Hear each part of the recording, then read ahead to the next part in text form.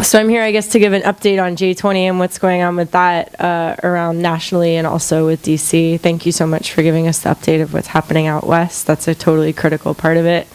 I guess, there's not a whole lot to update you on since the last time I spoke, which I guess was about a week or two ago. But I just kind of wanted to reflect on what has happened since I last talked to you, and also just how maybe, I've been thinking about things and how it's sort of working out on the ground there.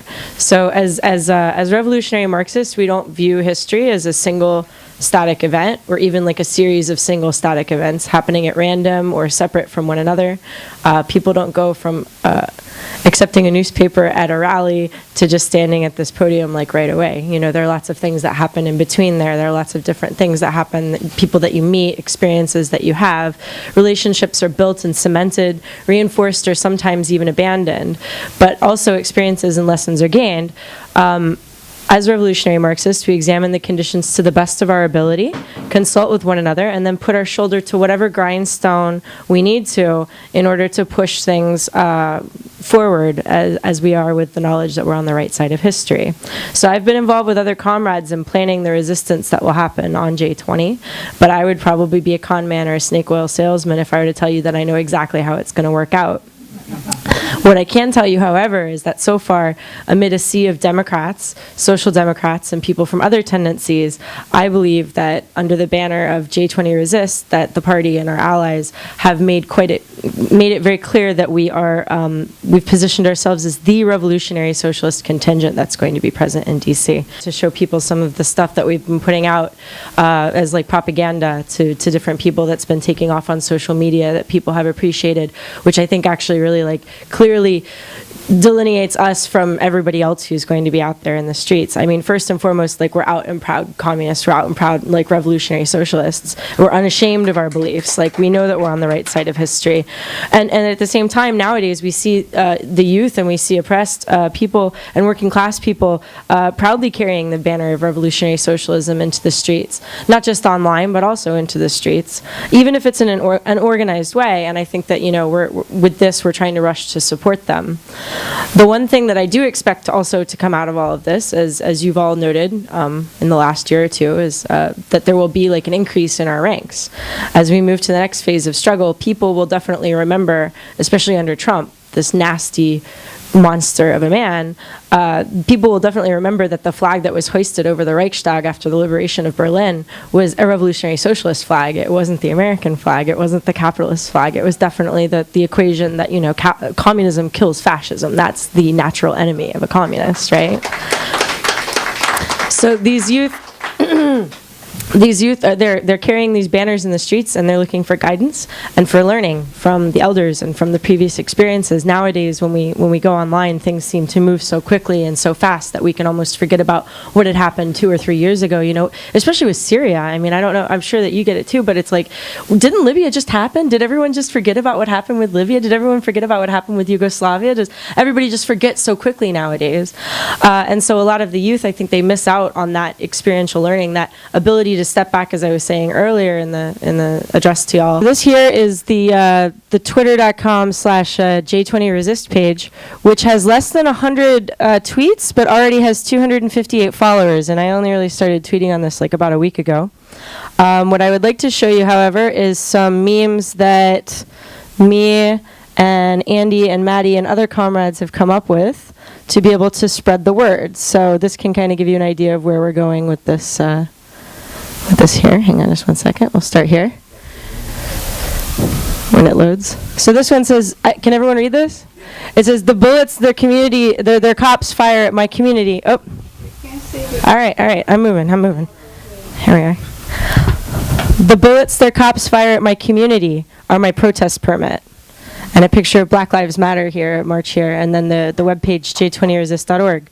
We have my low pay, stolen wages, and dangerous working conditions are my protest permit. And we have a Fight for 15 sign. The anti-LGBTQ attacks on myself and my friends are my protest permit. We've got actually a really cool picture of an old Yoff banner here for Stonewall that we used, yeah. The bombs that rain down on Middle Eastern and African peoples are my protest permit.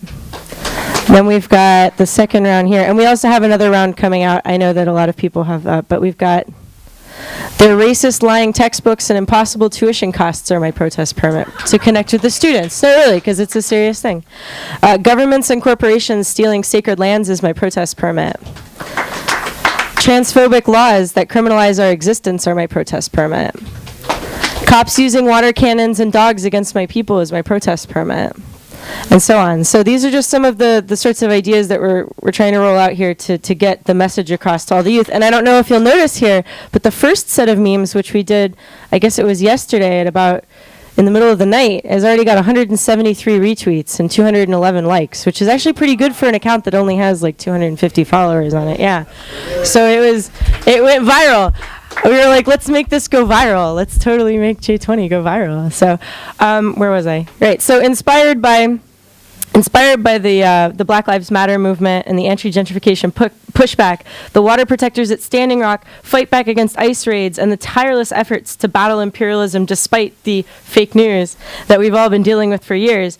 Inspired by all this, we are going to be in the streets in 15 days now. Right? So we're all going to be on the ground there, and people are going to be looking to us for guidance. People are going to be waving around those flags of revolutionary socialism and looking for people to sort of help them, to guide them, and I think that we all need to be prepared for that. As dedicated cadre, we'll be reading the mood of the people around us. This is also going to be an opportunity for us to see where these youth are really at, where the movement really is, not just about how people are how far people are willing to go in order to try and shut down this inauguration, but also a true picture of what opportunities there are for unity within the movement, at the same time. So I'm just going to wrap it up here. Sorry, I'm a little bit sick. It's not thrilling, but I just do want to say that last week, the average viewer rate for the webpage j20resist.org, which has been up for about a month or so, was about 200 people a day.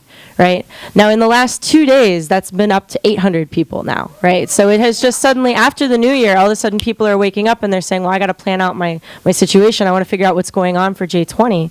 And I think that as we grow closer to that date, which is only really 15 days away now, that interest is also going to expand and increase exponentially. So, like I said, if there's anyone who wants to get involved, please come and speak with someone about it. You can speak with me, you can speak with Sarah, you can speak with Nate, who's also been doing incredible work on it. And we'll try and get you plugged in. So yeah, that's about it. Anyway, go to the work as well. Oh yeah. So sorry. Imani is making me be practical. So the buses will be leaving here at midnight on January 20th, right? So if you haven't already, you need to please go online and buy your bus ticket and sign up on this really neat form that we have that was inspired by one that I think Imani put out for the DNC or the RNC, just to give us some basic information so that in case anything happens, like, someone's got your back, because that's why we go out in a group like that anyway, right? So you can go online to j20resist.org. There are two parts. Well, I'm not going to do this.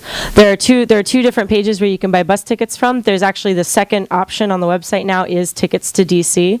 So you can go and register. People that can go and register. The bus tickets, I think, are about like $30 or $40. It's not too prohibitive. I think it's $25 here on a fixed income. So please feel free to go and sign up so you can get a bus ticket while we still can. Also, we want to make sure that if everybody goes home right now and signs up and our buses are full, that maybe we can look into getting more people out there. So anyway, yes. Build a workers' world. And please share with everybody this website, j20resist.org, and the memes and everything like that. So